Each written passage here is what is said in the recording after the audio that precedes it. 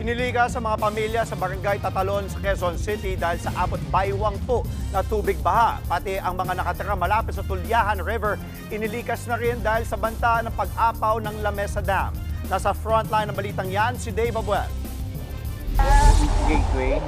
Sakay ng rescue boat, isa-isang inilikas ang ilang residente sa barangay Tatalon sa Quezon City dahil sa malakas na buhos ng ulan, umabot sa hanggang bewang ang tubig baha sa lugar.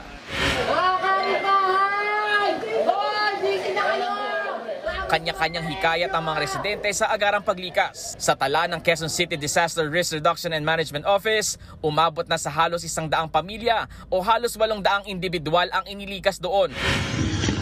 Madaling araw din nang mapansin ng mga taga-barangay Novaliches proper ang pagtaas ng tubig sa Tulyahan River dahil sa malakas na ulan. Hindi bababa sa 7 pamilya ang inilikas na. Si Nanay Arlinda na nakatira sa tabing ilog, kasama pa ang 5 niyang apo sa paglikas. Medyo mataas na rin yung tubig hanggang tuhod na. Mami, biglang tumaas yung tubig, natutulog kami. Ang dami po pong bata. Ang isinagawang paglikas, preparasyon na rin daw ng lokal na pamahalaan ng Quezon City sa nagbabadyang pag-apaw ng Lamesa Dam na isinailalim na sa critical level.